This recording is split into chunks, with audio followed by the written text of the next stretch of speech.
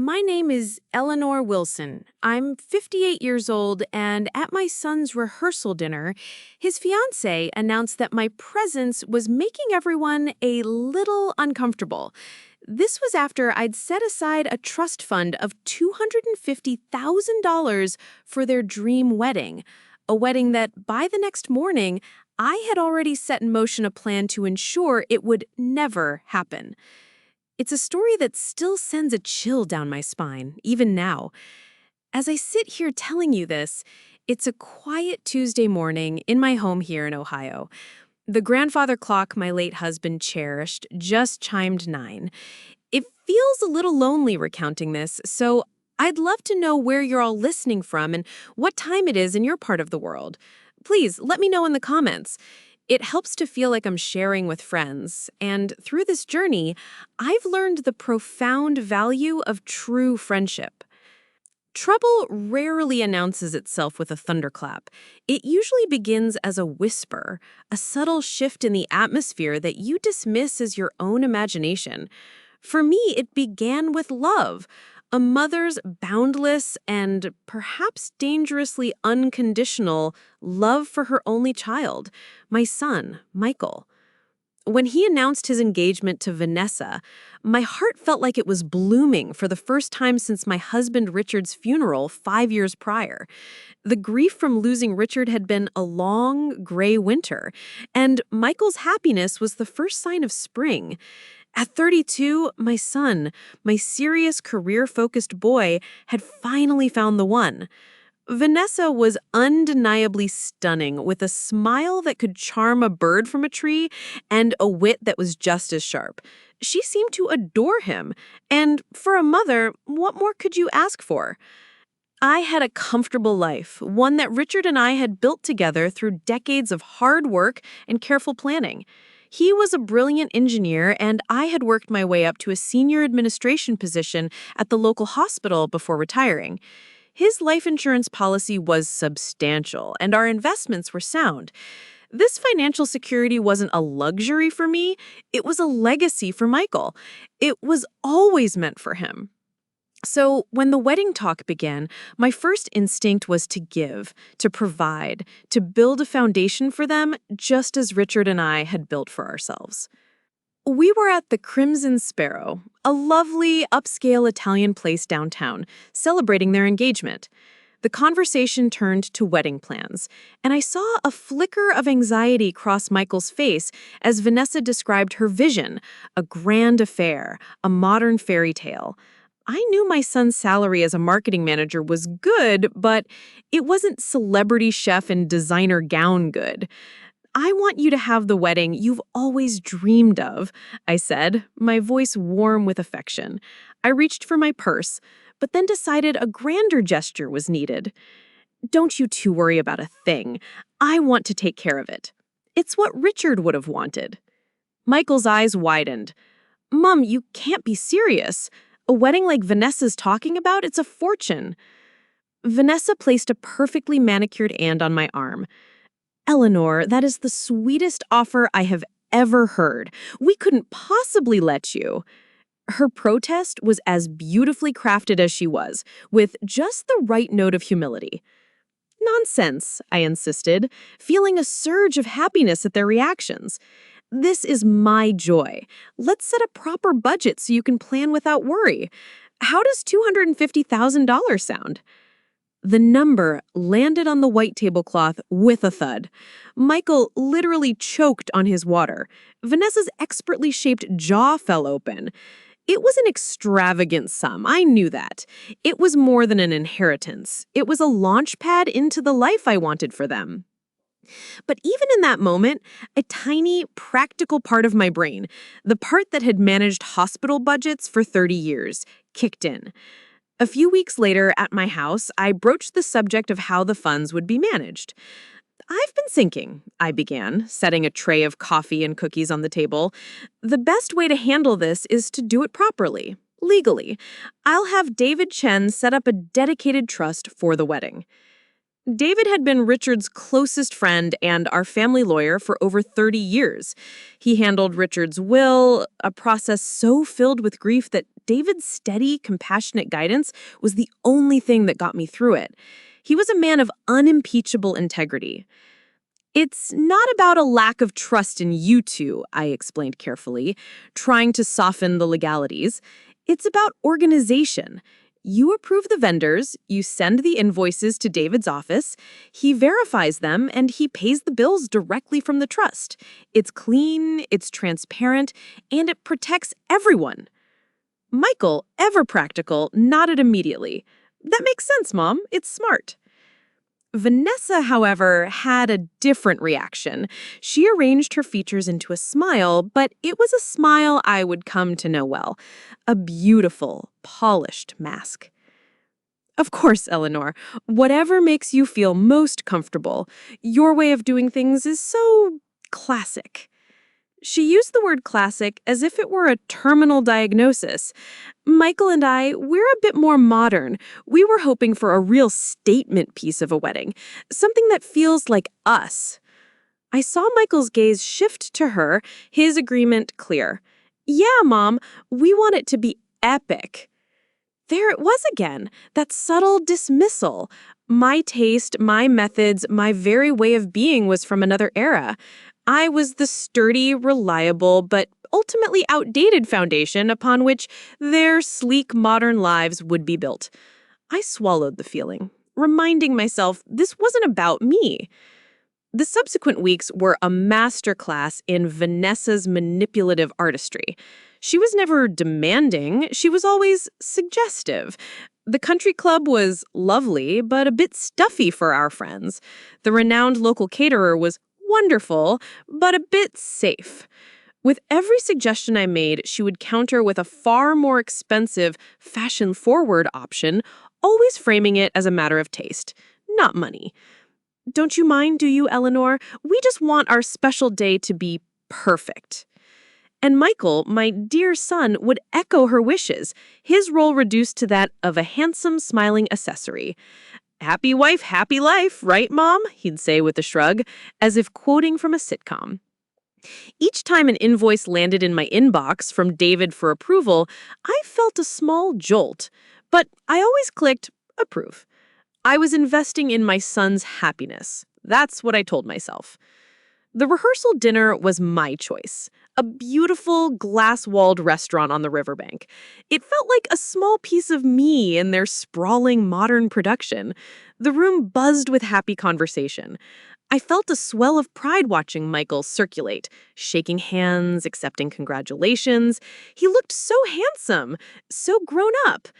The incident itself was so small, so trivial, it's almost laughable in hindsight.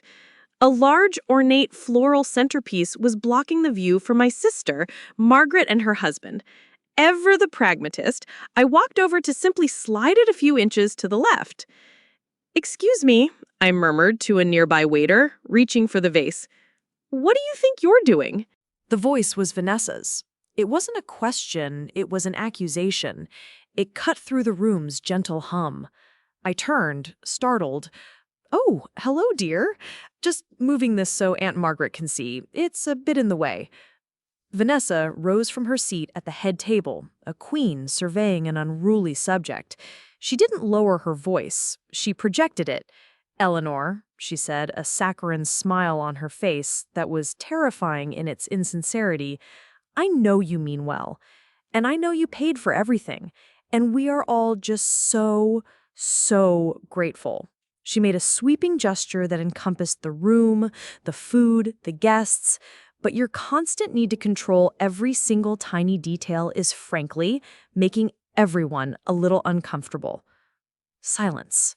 A deep, profound, shocking silence. The music seemed to stop. The clinking of silverware ceased. Every single person in that room, friends and family I had known for my entire life, turned to stare at me. My skin burned with humiliation. I desperately sought out Michael's eyes, my silent pleas screaming across the room. "Say something. Please. Defend me. Stop this." He didn't. He picked up his fork and meticulously examined its tines, as if it were the most fascinating object in the world. He didn't look at Vanessa, he didn't look at the guests, and he certainly didn't look at me. He just sat there, a monument to spinelessness, offering up his mother's dignity as a sacrifice to appease his fiancée. The betrayal was so absolute, so profound, it felt like a physical blow. Vanessa, her point made and her power asserted, sat back down and elegantly took a sip of her champagne. The show was over. Without a word, I turned and walked away. The path to the exit felt a mile long, each step taken under the heavy weight of pitying stares. But the silence from my own son was the heaviest burden of all. It was the sound of my heart breaking. The drive home was a fugue state. I remember the glare of headlights, the familiar turns of my street, but I don't remember making any conscious decisions. My body was on autopilot while my mind was trapped in that silent, horrified room. I pulled into the garage, and the automatic door closing behind me sounded like a tomb being sealed. The house was dark and profoundly empty. I didn't turn on the lights. I walked through the familiar rooms, my hand trailing along the walls, until I reached Richard's study. This room had always been my place of solace after he was gone.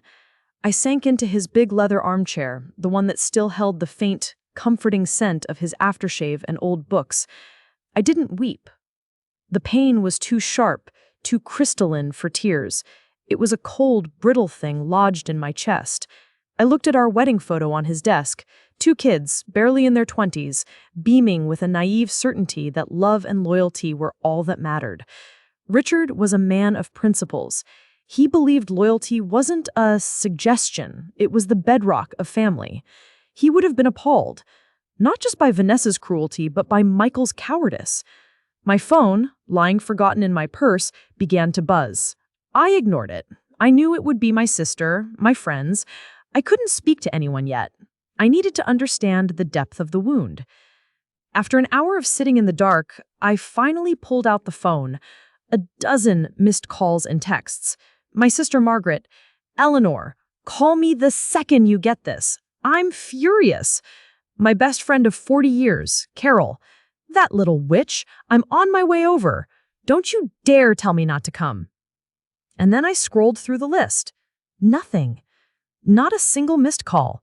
Not a single text message from Michael. He knew where I lived. He knew I was devastated. And he did nothing. His silence wasn't a momentary lapse. It was a continuing act of abandonment. That's when the cold shock began to transform. It was a slow, chemical reaction. The ice in my veins began to heat up, not with a hot, messy rage, but with a cold, focused fury. It was the same chilling resolve I'd felt during my divorce from Michael's biological father many years ago, a man who had been charming on the surface, but weak and deceitful underneath.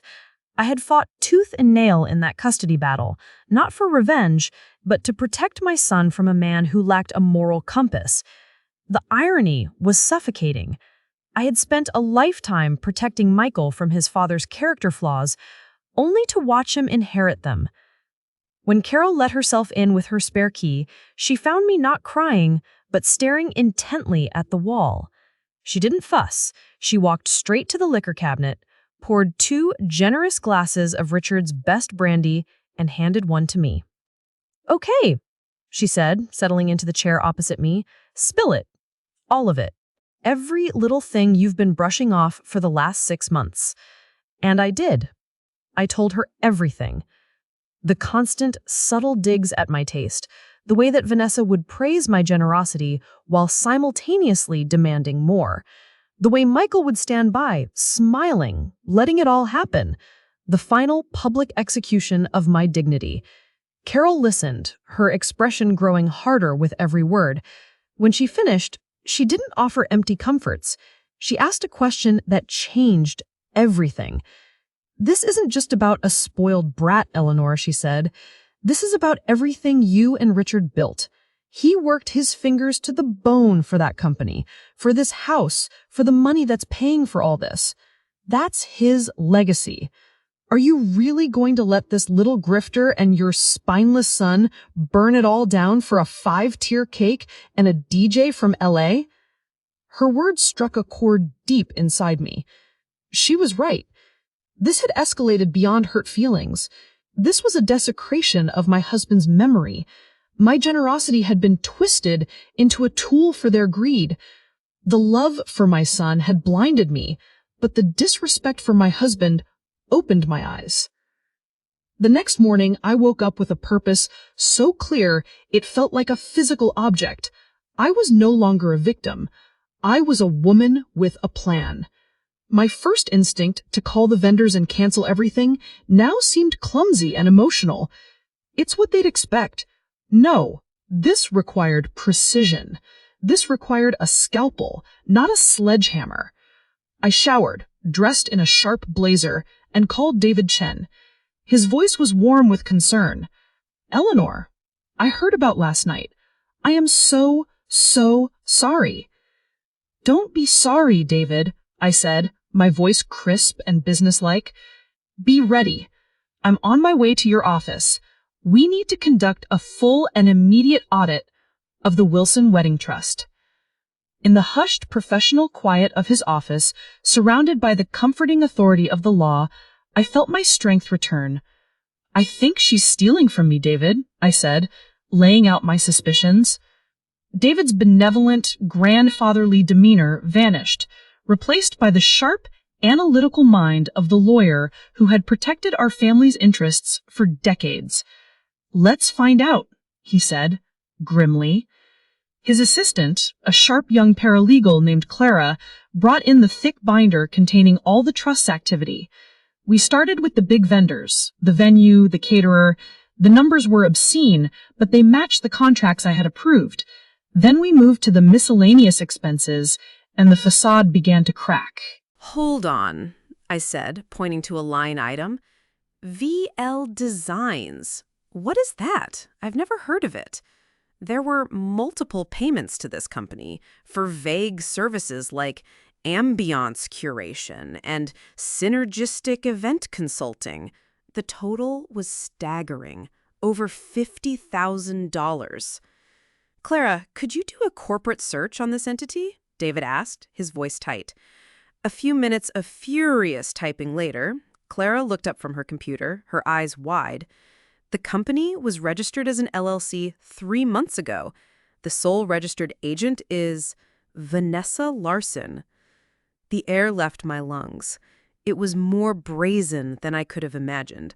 She was laundering my money directly to herself. "That's fraud, plain and simple," David said, his voice like flint. "And Eleanor, where there's one cockroach, there's usually a nest." His gaze was intense. "We can stop this right now. We can freeze the trust, call the police, and have her arrested before the weekend." I considered it. The thought of seeing her in handcuffs was undeniably satisfying. But a public arrest, a messy scandal, it would tarnish Michael's name forever. As angry as I was, I couldn't bring myself to destroy my son, even if he had stood by and watched my demolition. A different path began to form in my mind, a quieter, colder, and far more devastating path. "No," I said slowly, the plan crystallizing as I spoke. "No, police, not yet. Don't freeze the account. Let's not do anything." David looked at me confused. "Eleanor?"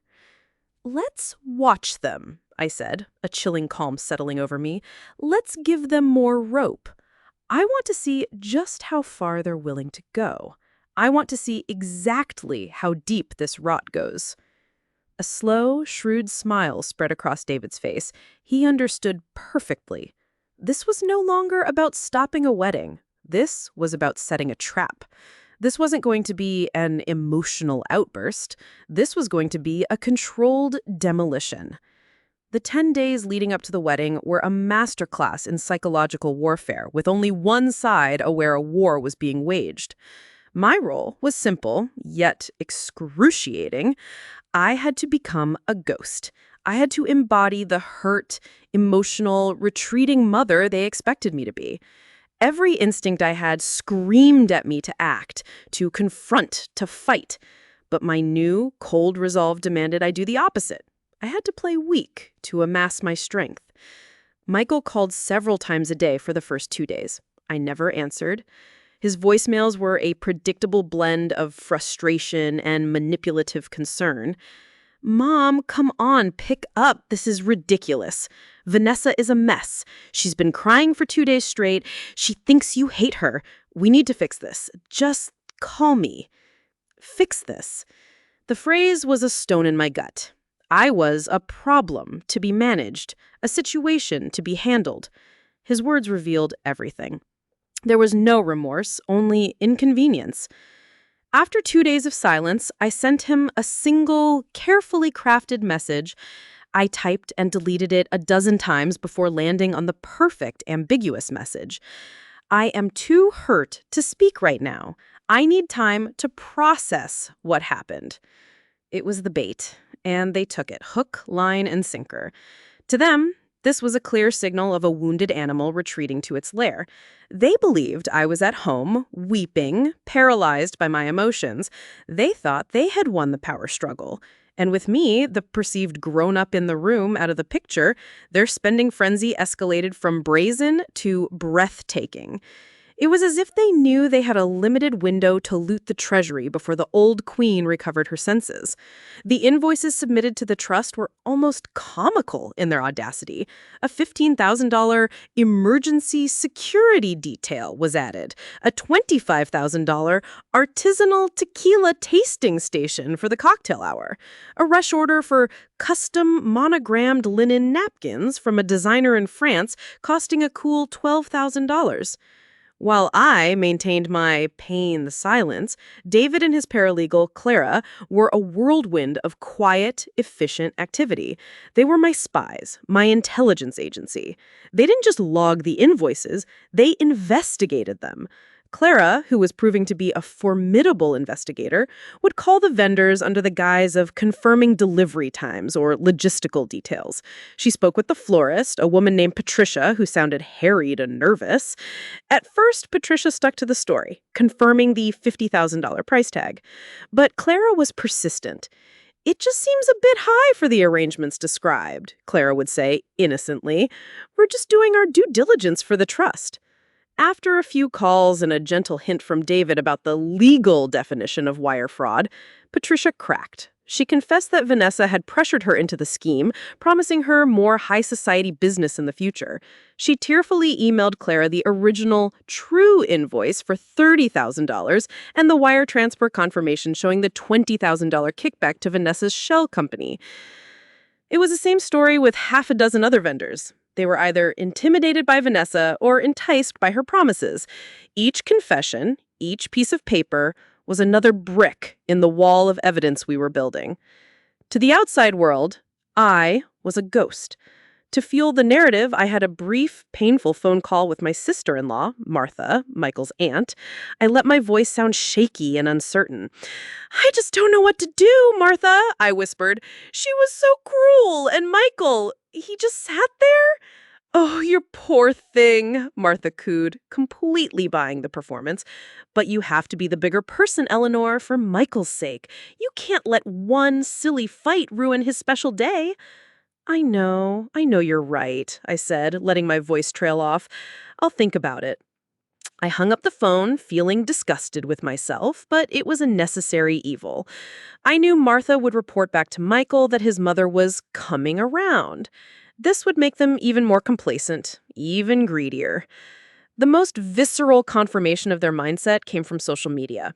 My niece Sarah, who was a bridesmaid, had posted a picture on her Instagram story. It was a photo of Vanessa at a high-end boutique holding up two different, ridiculously expensive designer handbags. The caption read, "The bride-to-be, picking out a little pre-wedding gift for herself. Wink, wink. Hashtag spoiled. Hashtag as she should be."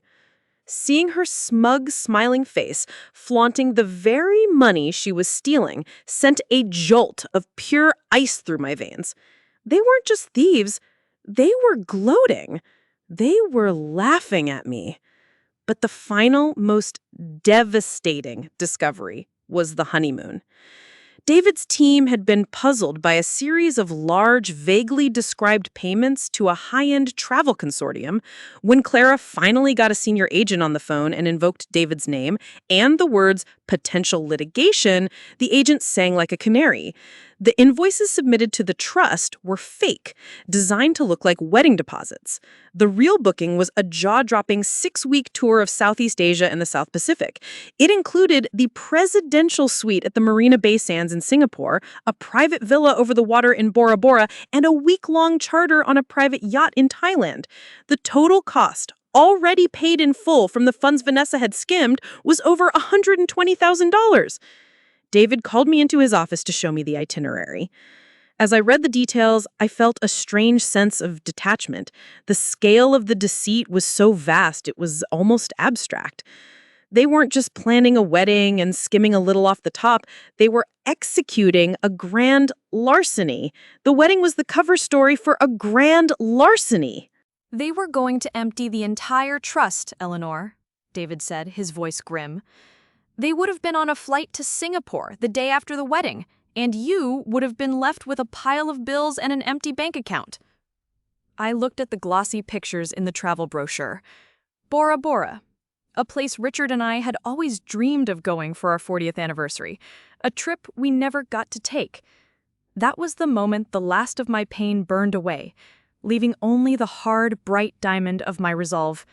This was no longer just about respect. It was about justice.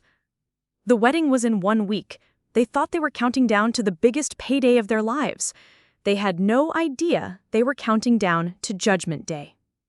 A week before the wedding, the beast of Michael's anxiety, likely prodded by his fiancée, could no longer be contained. He must have realized that the optics of the situation, the mother of the groom, who also happened to be the sole benefactor, being completely incommunicado, were turning from awkward to alarming. He didn't call. He didn't text. He showed up at my front door. I was in the kitchen, wiping down the counters, when I saw his sleek gray sedan pull into the driveway. My heart didn't leap with hope. It hardened into a small, dense stone in my chest.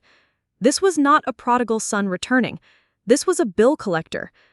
I opened the door before he had a chance to ring the bell, catching him mid-stride, his face set in an expression of grim determination. He was dressed for work, a sharp suit and a tie that probably cost more than my weekly grocery bill.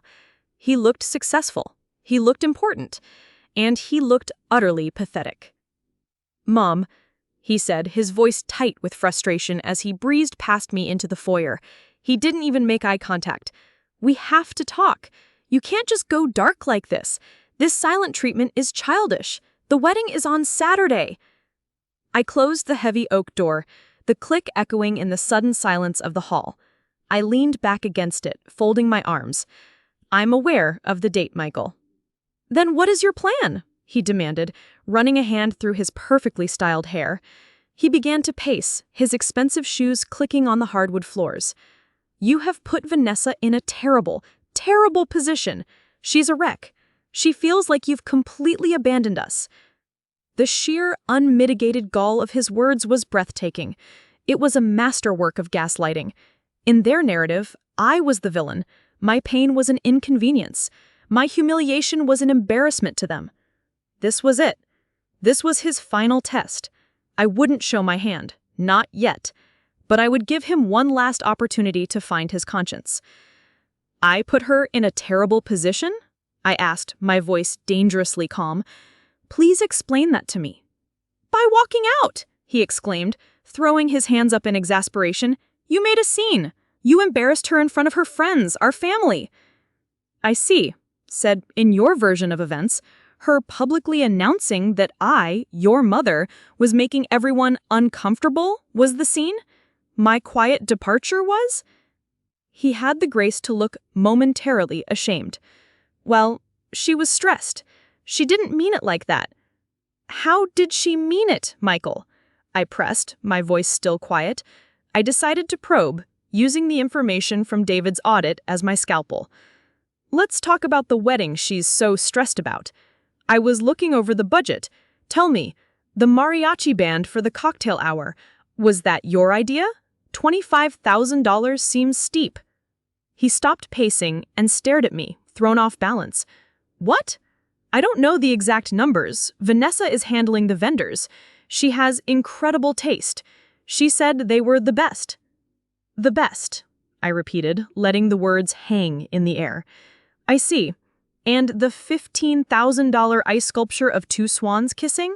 Was that also part of her incredible taste? He was flustered now, his carefully constructed annoyance giving way to defensive panic. I don't know. What's with the third degree? It's a party. It's meant to be extravagant. You're the one who wrote the check. And there it was, the core of his belief system. I wrote the check, so I had forfeited my right to an opinion, to respect, to even basic human decency? I was not a person. I was a bank. His ignorance was stunning. He hadn't just turned a blind eye, he had actively chosen not to look. He didn't want to know the details. He just wanted the benefits. He had handed his fiancée the keys to the kingdom and never once bothered to ask what she was doing with them. I looked at my son, this handsome stranger in my hall, and the last vestiges of my maternal desire to protect him withered and died. It matters, Michael, I said, my voice resonating with a sudden, cold power. It matters because it is not just a check. It is the fruit of a lifetime of work. It is the money your grandfather Richard and I saved, penny by penny. It's the money from the inheritance he left to provide for his family. It's what paid for your elite college education, the one that got you the good job and the big promotion and the life you feel so entitled to. It matters because every dollar represents a piece of our lives. He saw he was losing. He saw he couldn't win on logic or reason. So he reached for the cruelest weapon in his arsenal. He took a step closer, his face contorting into an ugly sneer I had never seen before. "You know what, Mom?" he spat, his voice laced with venom. "Now I get it. I finally understand why Dad left you." The blow was physical. I felt the air leave my lungs. He had reached into the most painful chapter of my life, the unexpected divorce, the bitter fight for custody of a 5-year-old boy, the loneliness and struggle of being a single mother, and he had twisted it into a dagger to plunge into my heart. But something unexpected happened. The pain was sharp, yes, but it was followed by a wave of absolute, liberating clarity. He hadn't just hurt me, he had released me. He had severed the final fraying cord of maternal obligation. I didn't flinch. I didn't cry. I met his hateful gaze with an unnerving calm. "Thank you, Michael," I said, my voice as steady as a rock. His sneer faltered, replaced by confusion. "Thank you? For what?" "Thank you for making everything perfectly, absolutely clear," I replied. I walked to the front door and pulled it open, holding it for him. The message was unmistakable. "You should go now," I said, my voice utterly devoid of emotion. He stared at me for a beat, a flicker of fear in his eyes. He expected tears, anger, a fight. He didn't know what to do with this cold, unbreakable woman standing before him. His arrogance, his only reliable shield, reasserted itself. He let out a short, dismissive scoff, turned on his heel, and stalked out of my house. I watched him get into his car and speed away. I closed the door, leaned my forehead against the cool, solid wood, and for the first time in a long time, I felt the first stirrings of peace. The final test was over. He had failed. And I was finally free. The 48 hours before the scheduled reckoning were the calm before a very calculated storm. I moved through my days with a serene, almost detached purpose. I was a chess player who could see the entire board, who knew the devastating checkmate was only 3 moves away, while my opponents were still celebrating the capture of a pawn. My house became a quiet command center. David Chen and I were in constant contact, not with the frantic energy of people scrambling, but with the focused precision of a military operation. He would call with updates, his voice a low, professional murmur. "Eleanor, The affidavit from the lighting designer just came in. It's even more damning than we thought. He has texts from Vanessa explicitly telling him how to structure the fake invoice. Excellent, David. Add it to the file. That file, which David and Clara were compiling, had become a thing of fearsome beauty. It was no longer a simple binder. It was a thick, heavy dossier bound in black leather that sat on David's conference table like an unexploded bomb. It contained everything. High-resolution scans of the forged invoices next to the real ones, bank statements showing the flow of money from the trust to the vendors and then into Vanessa's shell company. Printouts of corporate registration documents, transcripts of interviews with the vendors who had flipped, screenshots of damning emails and text messages. It was a perfect, self-contained narrative of greed and deception. There were no opinions, no accusations, just cold, hard, verifiable facts. The most crucial part of the plan involved Vanessa's parents, the Millers. I wrestled with this part of it. I pictured them in my mind, a pleasant, unassuming couple who ran a hardware store in a small town. They always seemed so genuinely proud of their daughter, so happy about her marrying well. Dragging them into this felt like collateral damage. I expressed my hesitation to David. "Are we sure about this, David? It feels cruel to them." "Eleanor," he said, his voice firm but kind, "this isn't about cruelty. It's about context. First, their presence completely changes the dynamic. This ceases to be your word against Vanessa's. Second, and more importantly, they have a right to know who their daughter is. They are enabling her, unknowingly, with their pride and their trust. The kindest thing you can do for them in the long run is to show them the truth. It will be painful, but it will also be a liberation." He was right. Their ignorance was a shield for Vanessa. It was time to remove it. So, the plan was set. On Thursday afternoon, Clara, David's paralegal, sent out a crisp, official-looking email. The subject line was potent. Urgent and confidential. Final pre-wedding financial meeting. The email was sent to Michael and Vanessa, and it was CC'd to Robert and Susan Miller. The body of the email was brief and formal, requesting their mandatory presence at the offices of Chen & Associates at 4 p.m. on Friday, the day before the wedding. The stated purpose was to finalize the execution of nuptial gift transfers and to discuss the ongoing administration of the marital trust. It was the perfect bait. It was filled with enough impenetrable legal jargon to sound official and non-negotiable, and it dangled the irresistible lure of more money, gift transfers, and marital trust. There was not a chance in the world that Vanessa would miss it. My rock, my friend Carol, was my co-conspirator through all of this. She had been my late-night phone call, my voice of reason, my righteous anger when I was too sad to feel it myself. She was, of course, coming with me. "Are you kidding? I wouldn't miss this for the world. I'm bringing a flask in my purse." Just kidding, mostly. On Friday afternoon, as I got ready, I felt a strange zen-like calm. I bypassed the severe business suits in my closet. I didn't want to look like I was going into battle. I wanted to look like I was already victorious. I chose a simple, elegant cashmere dress in a soft shade of cream. I wore the pearl earrings Richard had given me for our 25th anniversary. I wanted to be a vision of quiet grace and unshakable strength. I was not the aggressor here. I was the keeper of the truth. Carol picked me up, her eyes shining with anticipation.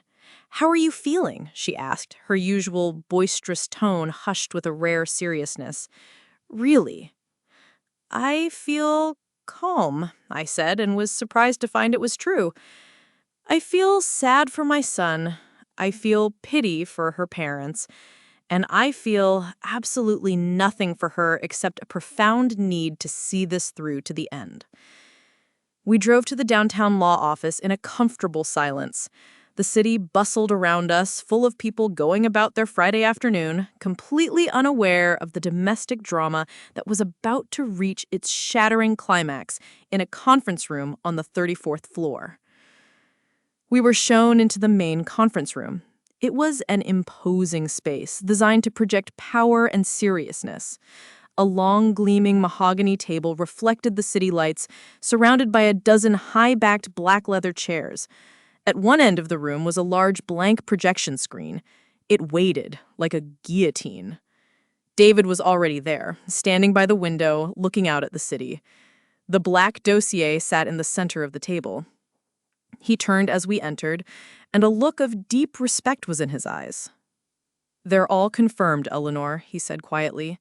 "The Millers are parking now. Michael and Vanessa are 5 minutes out." I took my seat at the head of the table, directly opposite the screen. Carol sat to my right, her presence a warm, solid comfort. I placed my hands on the cool, smooth wood of the table, took a deep breath, and waited. The actors were arriving. The stage was set. The final act was about to begin. The first to arrive were Vanessa's parents.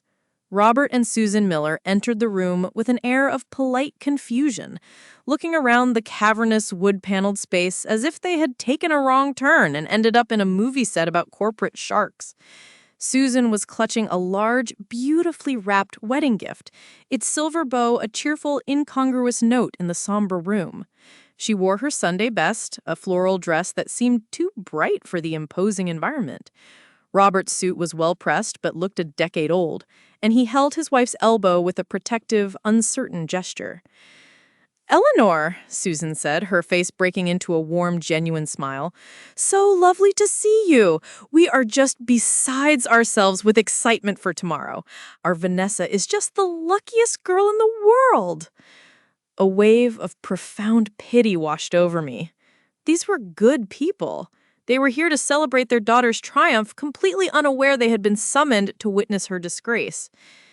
"It's wonderful to see you too, Susan Robert," I said, my voice gentle. I stood to greet them, taking their hands in my own. "Thank you so much for making the drive." They took seats along the side of the long table, placing the gift carefully in an empty chair. They looked at David, then at me, then at the large, ominous screen, their smiles faltering slightly into expressions of polite puzzlement. A few moments later, the heavy conference room door swung open again, and the stars of the show made their entrance. Michael and Vanessa were a portrait of modern success. He was in a perfectly tailored dark gray suit, looking confident and relaxed. She was in a striking, form-fitting red dress that screamed money and power, a stark contrast to her mother's humble floral print.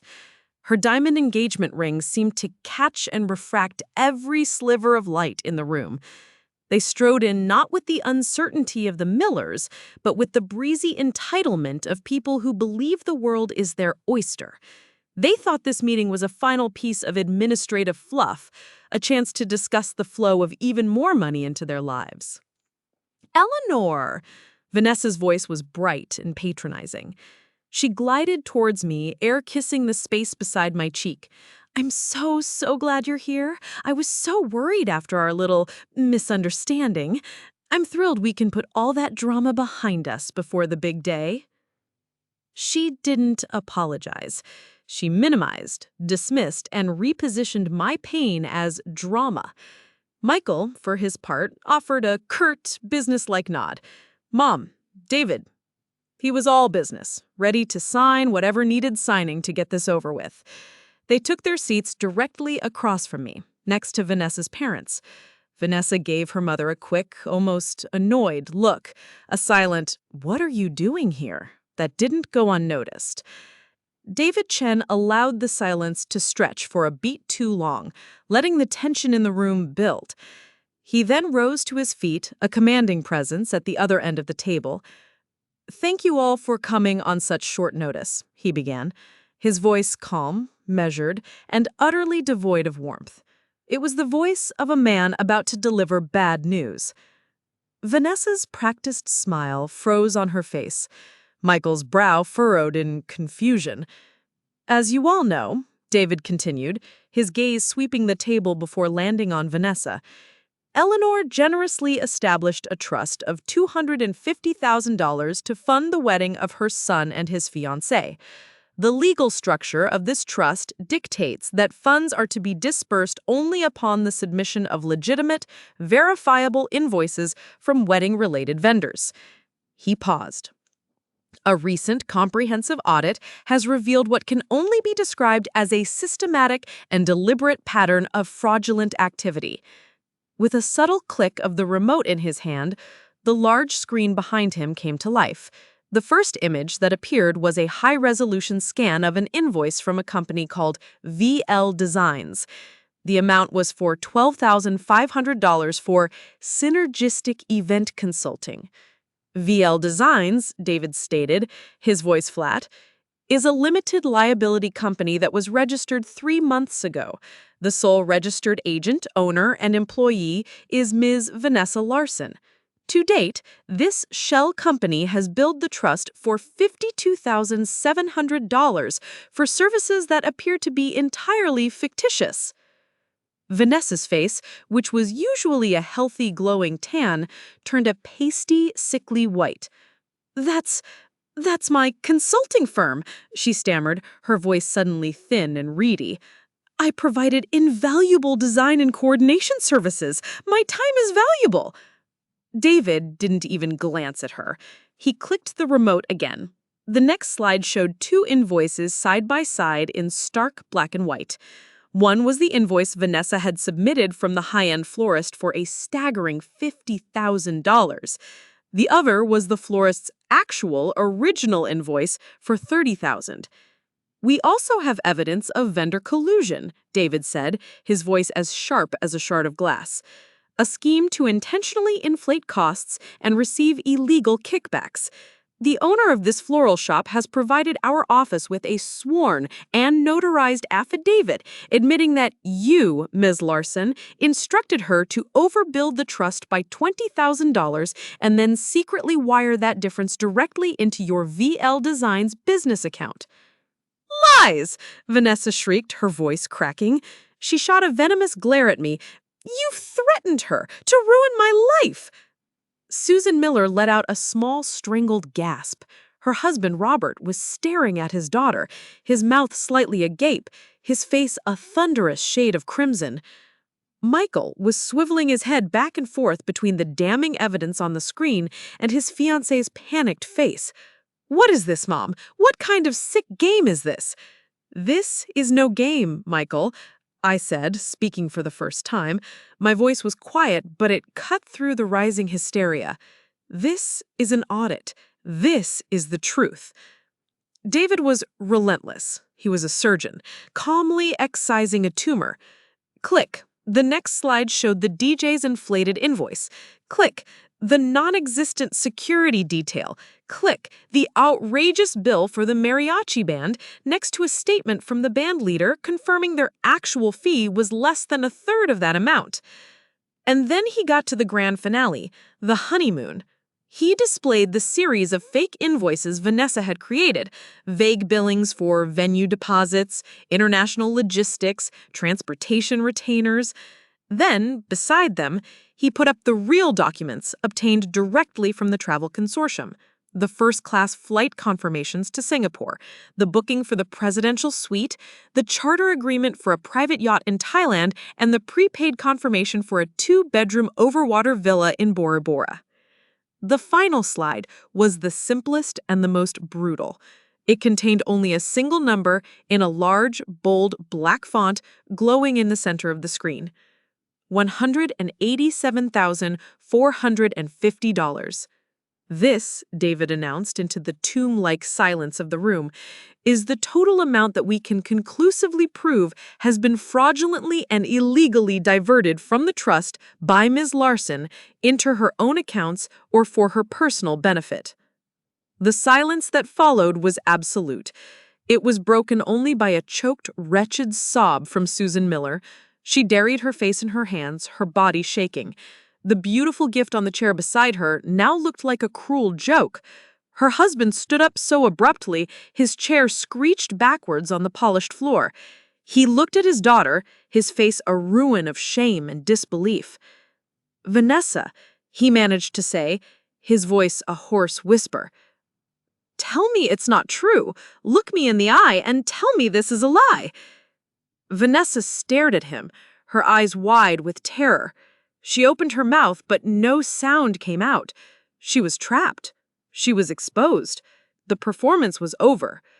Every eye in that room was a laser beam fixed on Vanessa, but my attention was wholly on Michael. This was the precipice for him. The carefully curated reality he had inhabited for the past 2 years had just been revealed to be a sham. The woman he had chosen, the woman for whom he had cast aside his own mother, was not a glamorous, ambitious partner. She was a thief, a common, calculating thief. I held my breath, waiting. What would he do? Would he rage?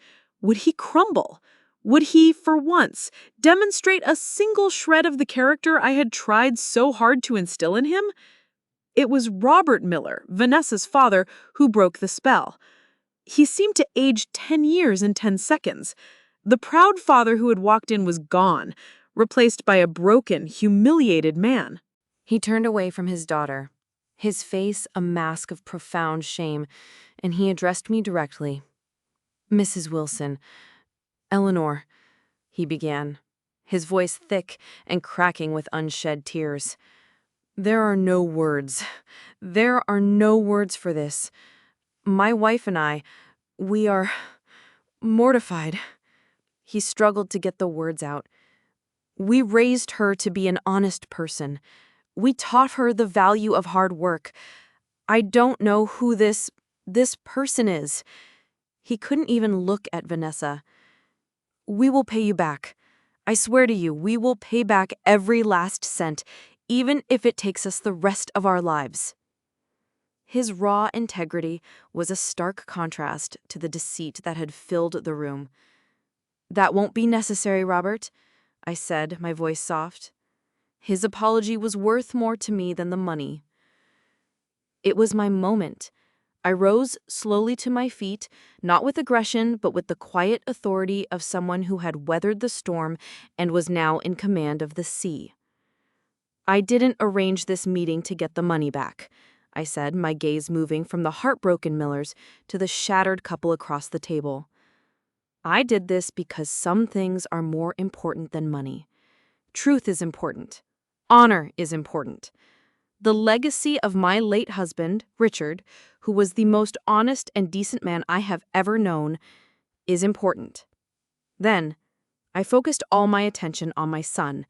His face was ashen, his eyes darting around the room as if searching for an exit that didn't exist. He looked like a child caught in the glare of a searchlight.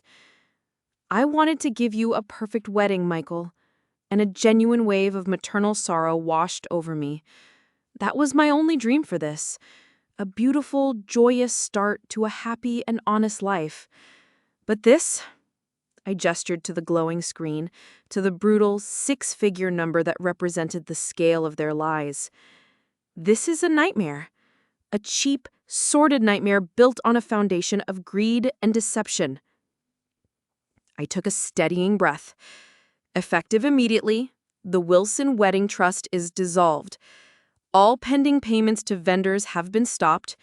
All outstanding contracts under my name are hereby canceled. It should go without saying, but for the sake of clarity, there will be no wedding tomorrow." A small, strangled sound escaped Vanessa's lips. It was the sound of her future evaporating. "And Ms. Larson," I continued, my voice becoming as hard and cold as polished steel as I turned to her, "you need to understand the gravity of your situation. My lawyer has compiled enough evidence of wire fraud, grand larceny, and conspiracy to ensure a conviction that would result in significant prison time. The file is prepared and ready to be delivered to the district attorney's office." Her eyes widened in genuine terror. The reality of her predicament finally seemed to pierce through her narcissism. This wasn't just losing a rich fiancé anymore. This was about losing her freedom. "However," I said, letting the word hang in the air, a tiny, unexpected lifeline. "Mr. and Mrs. Miller," I said, turning to her parents with sincere respect, "your family's integrity, your obvious shame, and your immediate offer to make things right, that means a great deal to me. Out of respect for you, and only for you, I am willing to forego criminal proceedings." I saw a flicker of hope in Vanessa's eyes. "On several conditions," I added, extinguishing it. "First, Ms. Larson will sign a full, legally binding confession of her actions. Second, she will sign a legally binding repayment agreement, the terms of which will be determined by our lawyers. And third, she will sign a permanent restraining order, agreeing to never contact me, my family, or come within 500 feet of my property ever again." It was a total surrender, a complete neutralization. It would leash her to Gurdette and legally excise her from my life, all without the public mess of a criminal trial. Finally, I turned back to my son, my beautiful, foolish, broken son. "And as for you, Michael," I said, and my voice was laced with the sorrow of 1,000 broken dreams, "you have a choice to make. Perhaps the first real choice you have made in years. You can stand by this woman, the person who so masterfully manipulated you and conspired to steal from your own family. You can chain your future to her dishonesty." I let him absorb that. "Or," I continued, "you can begin the long, difficult, and humbling journey back to understanding what words like integrity, loyalty, and family truly mean. The choice, for the first time, is entirely yours." I picked up my clutch from the table. My work here was done. I had presented the truth. I had offered a path away from total destruction. The rest was up to them. "But my home, my support, and my money," I concluded, my voice dropping to a near whisper, "will no longer be a part of this charade. From this moment on, you are on your own." I didn't wait for his response. His entire life from this point forward would be his response. With a final sympathetic nod to the devastated Millers, I turned to Carol. She was looking at me, her eyes glistening with tears, but on her face was a smile of the fiercest pride I had ever seen. "Let's go," I said softly. And together, we walked out of that cold, silent conference room, leaving the smoking ruins of a life built on lies behind us. We stepped into the elevator, and as the doors slid shut, I felt the satisfying click of a chapter of my life closing forever. The air of freedom had never tasted so sweet. The immediate aftermath was a maelstrom, but it was a storm from which I was blissfully sheltered. I had lit the fuse and walked away, leaving them to deal with the explosion. Carol insisted we not go home. "Absolutely not," she declared, steering me down the street. "You are not going to sit in that quiet house and second-guess yourself. We are going to a place with soft lighting and expensive wine, and we are going to toast to the most courageous thing I have ever witnessed." We ended up at a quiet, elegant bistro, tucked away on a side street. I ordered a glass of crisp, cold Sancerre, and as I took the first sip, I didn't feel the triumphant thrill I might have expected. I didn't feel anger or glee. What I felt was a profound sense of quiet. The constant, low-grade hum of anxiety and resentment that had been my companion for months was simply gone. In its place was a vast, peaceful stillness. I felt unburdened. Later that evening, as I was getting ready for bed, my phone rang. It was an unknown number, but my gut told me to answer. "Hello? Eleanor? It's Robert Miller." His voice was frayed, exhausted. I just wanted to call and tell you, I don't know what to say. It's over. The engagement is off. We're taking Vanessa home with us in the morning." "I'm sorry you had to go through this, Robert," I said, and I meant it. "She signed the papers your lawyer sent over," he continued, his voice heavy with a father's grief.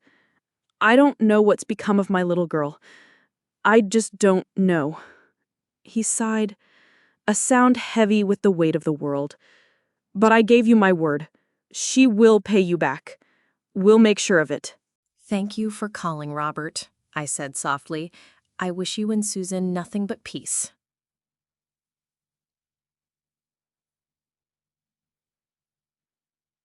His call was the official confirmation, but news of a canceled wedding, especially one of that social standing and budget, spreads like wildfire through the dry grass of family gossip.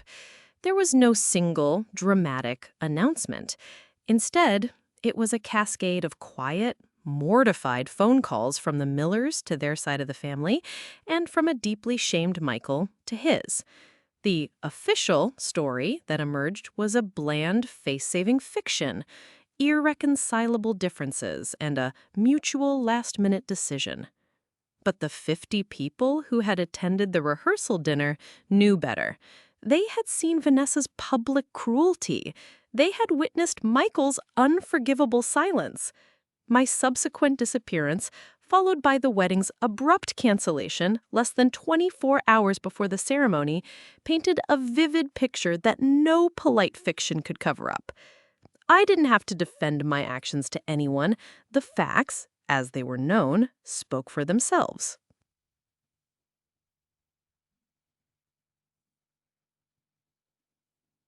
The next day, the day the wedding was supposed to happen, dawned bright, clear, and beautiful.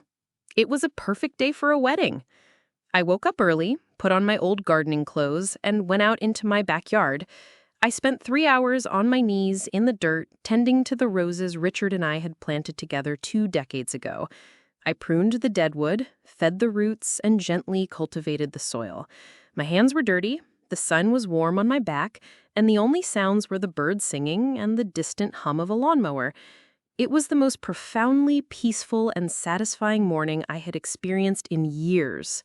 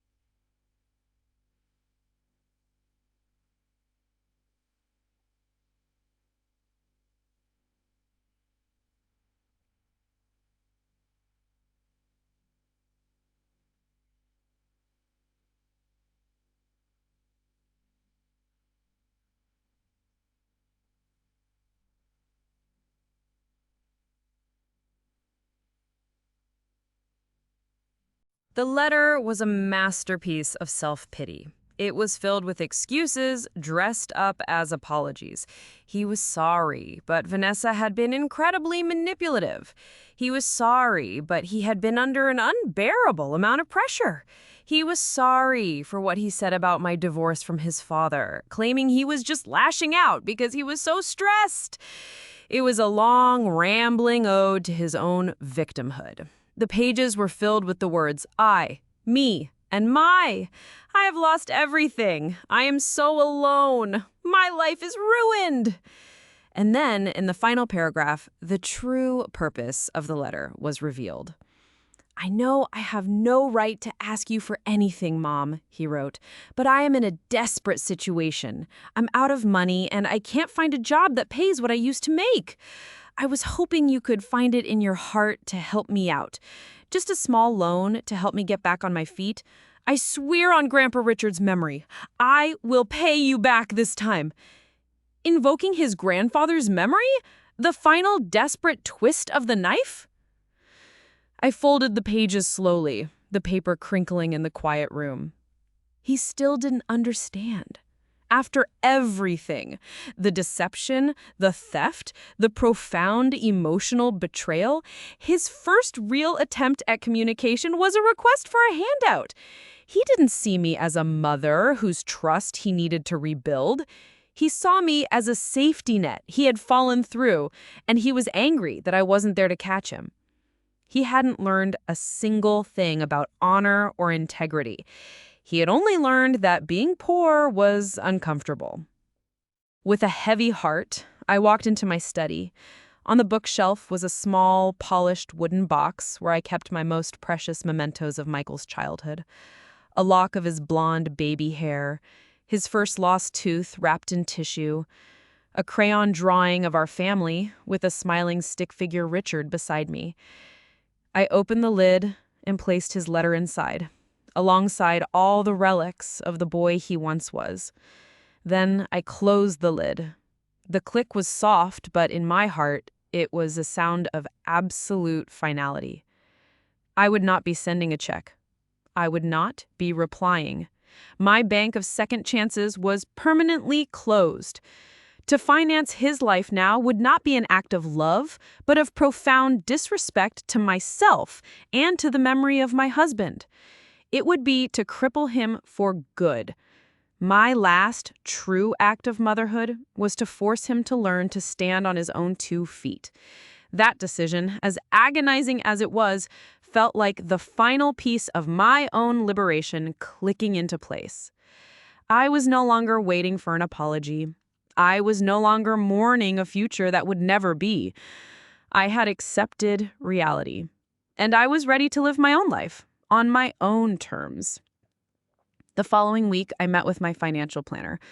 I want to travel, Linda, I said, a grin spreading across my face. Extensively. She said, I love it. Where to first? Paris? Rome? I thought for a moment, remembering the glossy travel brochures from David's office. A wicked little smile played on my lips. Actually, I hear Bora Bora is absolutely divine this time of year. I was going to take the honeymoon they had tried to steal. But this one wasn't for a lying groom and his thieving bride. This one was for me. A honeymoon to celebrate my marriage to my own freedom, my own strength, and my own future. My trip to Bora Bora was less a vacation and more a rebirth. I had booked the exact type of overwater villa that had featured so prominently in Vanessa's stolen dreams. Waking up each morning to the sight of crystal clear turquoise water just beyond my balcony was a special kind of victory. I would drink my coffee and watch schools of impossibly bright fish swim beneath my feet. I felt a million miles away from the cold Ohio winters and the even colder memories of the past year. I did everything and nothing. I snorkeled in coral gardens that teemed with life. I took a cooking class and learned how to make poisson cru from a wonderful local woman with a laugh like wind chimes. I read 6 novels, lying on a sun-drenched lounge chair, the only sound the gentle lapping of the lagoon. I hiked to a viewpoint overlooking the entire island, and as I stood there, sweating and breathless, looking at the breathtaking panorama of blues and greens, I felt a sense of peace so profound it was almost overwhelming. I was not celebrating their downfall. I was celebrating my own ascent. I was reclaiming not just a vacation, but the very idea of joy and beauty that they had tried to corrupt for their own selfish ends. This trip, this beauty was mine, earned, paid for, and deserved. When I returned home, tanned, rested, and feeling 10 years younger, the house didn't feel empty. It felt like my own personal sanctuary, a space that I had reclaimed and filled with my own peace. A few weeks after my return, my niece Sarah, my sister's daughter, came over for lunch. She was a bright, thoughtful young woman, just starting her career as a landscape architect, and she had been a quiet source of support through the whole ordeal. Never pressing, just sending the occasional text to say she was thinking of me. We were sitting in the backyard, enjoying the late summer sun, when she gestured towards my rose garden, which was in full, glorious bloom. "Aunt Eleanor," she said, her eyes filled with genuine admiration, "your roses are just spectacular. You have a real gift." "It wasn't a gift, sweetheart," I smiled, getting up and beckoning her over to the flower beds. "Your Uncle Richard taught me everything. He used to say that a rose bush is a lot like a person. If you don't prune away the dead and diseased parts, the whole plant suffers." I took her gloved hand and showed her what I meant. "See, this branch? It's dead. It's taking up energy that the healthy parts of the plant could be using. You can't be afraid to cut it away. It feels brutal, but it's the only way to encourage new, strong growth." As I spoke the words, I realized I wasn't just talking about gardening. I was articulating the philosophy I had been forced to adopt for my own life. Sarah looked at me, her expression wise beyond her years. She said, "I heard about Michael," she said softly, getting to the real reason for her visit. "My mom told me he's in Colorado now, working some kind of construction job. She said he seems different, quieter." I nodded slowly, snipping a perfect, fragrant pink blossom and handing it to her. "I hope so," I said, and I was surprised by the sincerity in my own voice. "I hope he finds whatever he's looking for." The burning anger had long since faded. In its place was a kind of serene detachment. I would always love the memory of the little boy who made me macaroni necklaces for Mother's Day. But the man he became was a stranger. I had to let him forge his own path, even if that path never again intersected with mine. My gate had to remain closed, not out of spite, but for the preservation of my own hard-won peace. My journey through this fire has taught me so much. I learned that my value is not contingent on someone else's appreciation. It is inherent. It is mine. I learned that setting boundaries is not an act of aggression, but the highest form of self-respect. They are not walls to keep the world out, but fences to protect the sacred ground within. Most importantly, I learned that sometimes the greatest act of love is to let go, to stop fixing, to stop funding, to stop enabling, to prune away the parts of your life that are no longer bringing you life, so that you can channel your energy into new, beautiful growth. My life now is my garden. It is filled with true friends, simple joys, and the quiet satisfaction of knowing that I am the one who has the pruning shears. I decide what grows here, and it is beautiful. Thank you for letting me share my story with you. It has been a privilege.